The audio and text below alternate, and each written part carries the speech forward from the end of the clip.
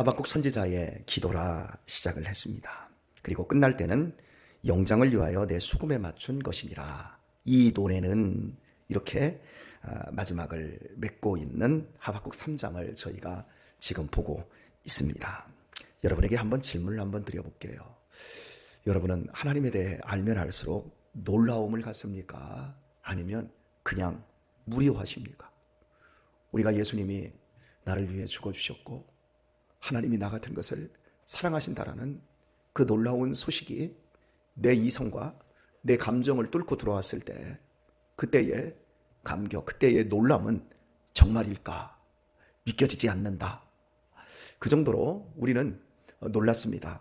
그 이후에 우리는 놀람이 계속해서 커지고 있는 건가요? 아니면 그때 한번 놀라버리고 지금은 그냥 하나님이 우리를 사랑하신다 아무리 들어도 그저 마음이 싱숭생숭한 것은 아닌가요? 하박국 선지자는 하나님께 질문을 했습니다. 왜 이렇게 불의하십니까? 어떻게 살아계신데 이렇게 이 땅이 불의와 부조리 합니까? 왜 우리로 하여금 탄식하게 만들고 우리로 하여금 절망하게 하십니까?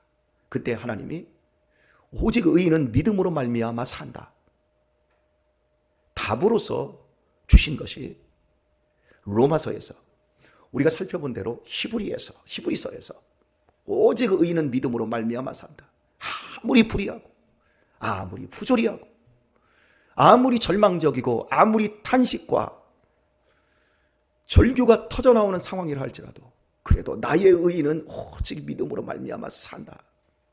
이것이 답으로 주어져 있어요. 그래서 바벨론을 하나님이 몽둥이로 쓰셨다가 그 바벨론을 멸망시킨다라고 하는 그런 말보다도 더 놀라운 말씀이 아무리 절망적인 상황이라도 나의 의인, 내가 선택하고 내가 붙드는 바 나의 의인은 오직 믿음으로 말미암아 살리라. 이것 때문에 사실은 더 많이 놀라는 거예요. 실제 우리의 삶을 우리가 살아온 만큼의 인생을 되짚어 보세요. 우리가 어떤 삶을 살아왔는가? 믿음이 우리를 살려내고 있지 않았습니까? 믿음이 우리를 여기까지 인도했지 않았습니까? 우리들이 그 믿음에 대한 경험자이고 이 말씀에 대한 열매로서 이 자리에 있습니다. 사랑하는 교우 여러분, 믿음에 대해서 더 많은 놀라움을 또 그 믿음에 대한 성찰의 깊이가 더 뜨거워질 수 있기를 축복합니다. 아프리카의 어느 부족에는 그 부족의 안에 아픈 환자가 발생을 했을 경우 육신적으로 아프든 마음이 아프든 그 마을 안에도 주술사, 의사가 있지 않아요. 그 의사가 진단할 때 너 뭐 잘못 먹었냐? 너 어떤 거 잘못 만졌냐? 이런 것을 물어보지 않고 딱 묻는 것이 4가지가 있다는 거예요. 첫 번째는 네가 언제 마지막으로 웃어봤냐? 두 번째, 네가 언제 마지막으로 노래하고 춤춰봤냐? 이걸 먼저 묻는다라고. 너 언제 마지막으로 웃어봤어? 네가 언제 마지막으로 노래하고 춤춰봤어? 그리고 또 묻는 게 네가 마지막으로 너 자신의 속 얘기를 누구한테 해봤냐? 이게 3번째 묻는 거래요. 그리고 4번째 마지막으로 묻는 것은 네가 언제 마지막으로 조용히 네 자신의 은택을 생각을 해봤냐? 여러분 꼭 성경을 묻는 것 같아요. 너 언제 하나님 앞에 진심으로 찬송하며 즐거워해봤냐? 너 언제 정말 노래하며 춤추며 하나님 앞에 진정한 감사를 너 언제 드려봤냐? 너 언제 하나님 앞에 마음을 다 쏟아내놓고 너 언제 기도해봤냐? 너 언제 조용히 하나님의 말씀을 마지막으로 묵상하며 그 놀람과 감격으로 하나님 앞에 서봤느냐? 네 문제는 지금 네가 기도하지 않는 것도 아니고 네가 지금 예배를 안 드리는 것도 아니라 네 병은, 네 정신병은 바로 진정으로 삶을 감격하지 않고 사람과 사랑하지 않고 네 자신을 하나님이 보는 관점으로 가지지 않은 것 아니겠느냐. 여러분, 참 그 아프리카 부족이지만 삶의 본질이 뭔지를 정확하게 꿰뚫어 보고 있는 것 같아요.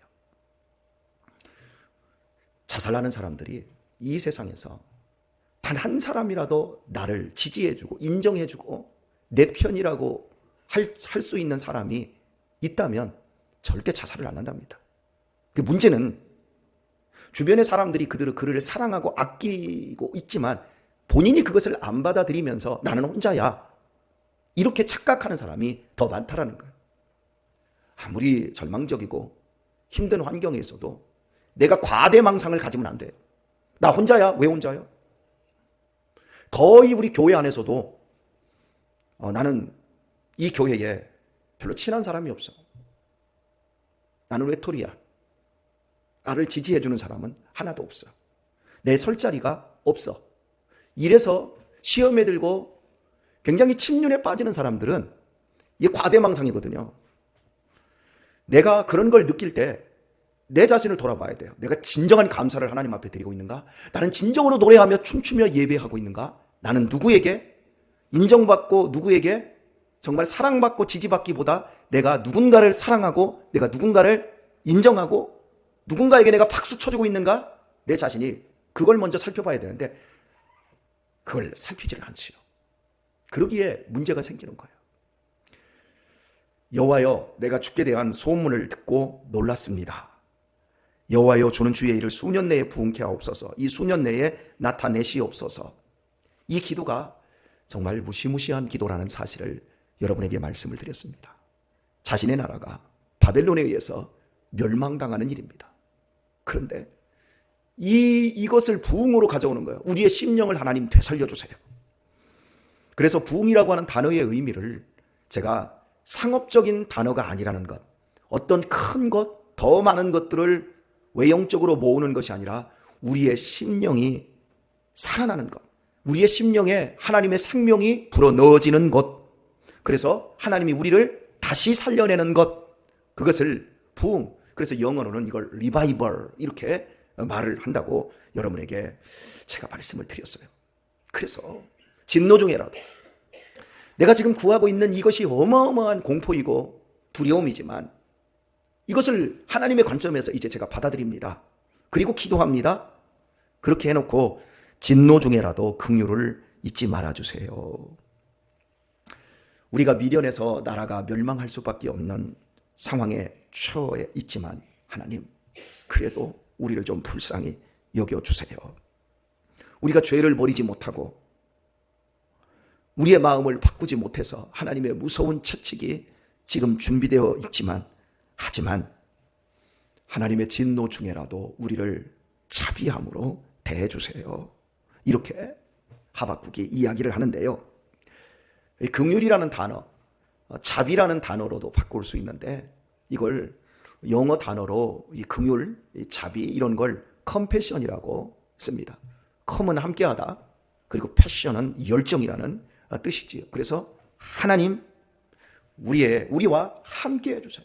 하나님 열정적으로 우리와 함께 해주세요. 언제?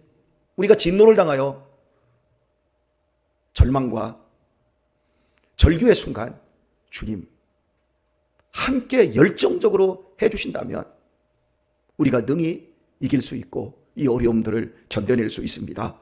이러한 의미라고 할 수 있겠습니다. 그런데 이 컴패션이라고 하는 이 단어의 원래의 의미를 들어가 보면 자궁이라는 의미가 있습니다. 아이가 이제 뱃속에서 자라나는 공간이 자궁이잖아요.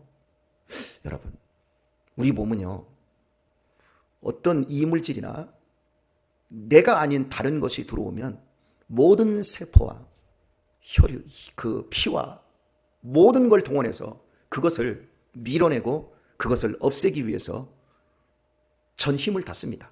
그런데 희한한 건 아이가, 그 큰 아이가 내 뱃속에 자랄 때까지는 완전하게 엄마와 아이가 하나가 되어집니다.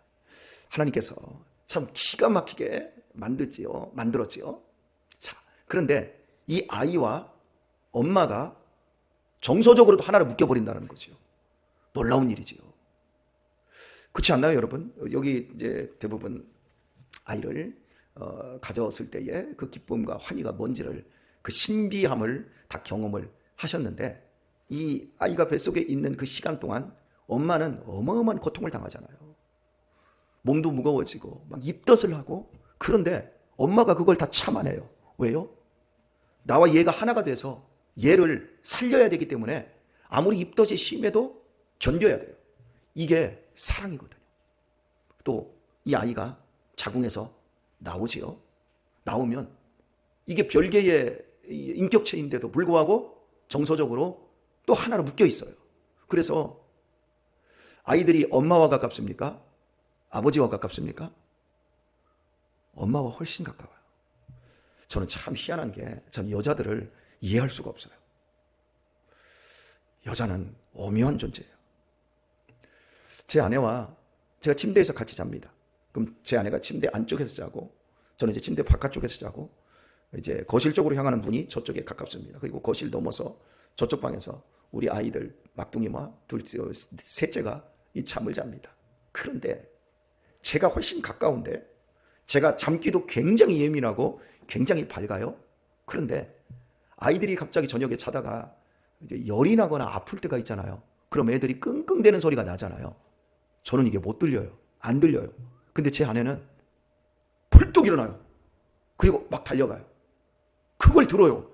아니, 그래서 제 아내는 그냥 이렇게 누우면 자버리거든요. 그리고 뭐 새벽 예배 때까지 안 깨거든요. 근데 저는 자다가 또 몇 번씩 깨고 뒤척가는데도 그 소리가 안 들리는데, 제 아내는 자빠지기만 하면 잠이 안 깨는 여잔데 어떻게 애의 칭얼대는 그 끙끙대는 소리를 나보다도 더 먼 위치에 있는데 그걸 듣는지 알다가도 모를 일이에요.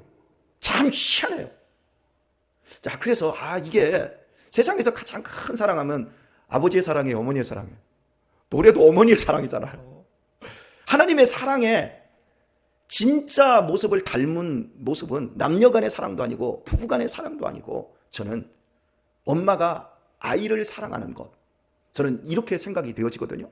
이 여자는 그게 이 내면 속에 있는 것 같아. 그냥 달려가요. 그리고서는 이제 물수건을 착 해가지고 머리다가 착 해주고 이제 아이를 돌보는 이런 모습들. 그러나 저는 자빠져 자고요. 참 그렇게 이게 정서적으로 이제 묶여 있어요. 사랑하는 교우 여러분, 우리가 어디로부터 왔지요? 하나님 아버지로부터 나왔잖아요. 그죠? 하나님과 우리가 이성적으로만 묶여져 있는 게 아니라 정서적으로도 묶여져 있어요. 하나님은 우리를 치시는 분이세요. 우리를 더 복되게 만드시기 위하여 우리를 때리십니다. 그럼에도 불구하고 하나님의 그 마음에는 우리를 향한 자비로운 마음, 하나님의 자궁 속에 함께 있었고, 그리고 지금은 개별적으로 떨어져 있다 할지라도 하나님은 우리를 우리가 아파하는 것을 당신이 아픔으로 가지고 우리를 알고 계십니다. 우리의 기도에 대해서, 우리의 낑낑대는, 우리가 이 세상을 살아가면서 절망하고 절규하는 그 현장 속에서 우리가 아파하고 하나님 힘들어요, 이렇게 우리가 칭얼댈 때 하나님 득달같이 우리 가운데 오십니다. 그리고 우리의 기도를 들어주시는 하나님이십니다. 그 하나님이 우리에게 아들을 주셨어요. 내 죄와 퉁을 쳐버렸어요. 여러분, 퉁이라는 말 아시잖아요. 고스톱 할 때도 퉁치고, 야 우리 퉁치자 넘어가잖아요. 다 넘기는 거. 뭘 넘겨요? 우리의 지금까지의 모든 죄와 우리의 허물, 우리가 지옥에 떨어져서 영원히 벌받을 수밖에 없는 그것을 하나님은 예수 그리스도로 말미암아 퉁을 치셨어요. 그만큼 우리를 사랑하시는 분, 그분이 우리의 하나님 아버지인 줄 믿습니다. 인간이 사랑할 수 있는 최대치, 그것이 엄마와 아이의 관계라고 한다면 하나님의 사랑의 최대치는 십자가이며, 우리에게 그 하나님이 이렇게 말씀하고 계십니다.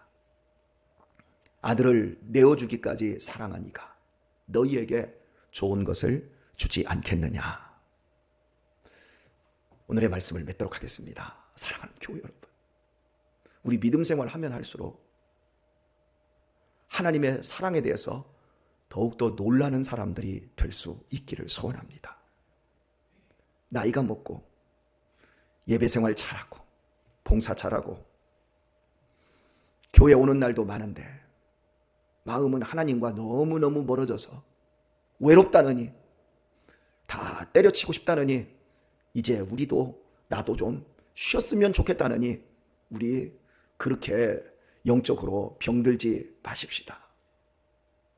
계속해서 내가 언제 하나님 앞에 뜨겁게 감사했지, 마지막으로 내가 마지막으로 언제 하나님 앞에 뜨겁게 감격하며 찬양했지, 내가 언제 하나님 앞에 내 마음을 토로하며 내가 감격해 본 적이 언제이지? 여러분, 늘 내 자신을 돌아보세요. 내가 언제 마지막으로 하나님의 말씀의 은혜를 받았지? 정말 내 존재에 대해서 막 흔들릴 정도로 감격하며 춤추며 뛰며 놀 정도로 내 자신이 그렇게 살았지? 여러분, 항상 문제의 순간마다 나 자신을 너무 높이고 내 자신을 너무 크게 생각하는 과대 망상증을 버리고 하나님이 나를 얼마나 감격하며 사랑하는지 여러분 돌아보시길 바랍니다. 오늘 우리가 생각하기에 따라 나도 놀랄 정도의 삶을 우리가 만들어낼 수 있는데, 하나님이 우리에게 생명 주신 것만으로도 너무너무 감사한데요. 하나님이 나에게 섬길 수 있는 교회를 주신 것만 해도 너무너무 감사한데요. 하나님이 나 같은 사람에게 건강 주셔서 이 새벽에 여기에 나와서 말씀 듣고 기도할 수 있는 것만 해도 너무너무 감사한데요. 이렇게 자신의 삶을 하나님께 맞추면, 하나님과 탯줄같이 연결된 예수 그리스도의 피로 연결된 우리에게 얼마나 행복한 하루하루의 일상을 허락해 주시겠습니까? 오늘도 힘들고 어려운 삶의 과정 속에 있는 성도님들 계시지요? 하나님을 생각하세요. 내가 언제 웃었지? 내가 마지막으로 감격한 지가 언제지? 내가 마지막으로 하나님 앞에 눈물을 흘리며 찬양한 지가 언제지? 내가 마지막으로 하나님의 말씀에 은혜 받아봤던 적은 언제지? 그걸 기억하시고 매 순간순간을 하나님 때문에 놀람으로 가져갈 수 있는 그런 성도님들 다 되시기를 예수님의 이름으로 축원합니다.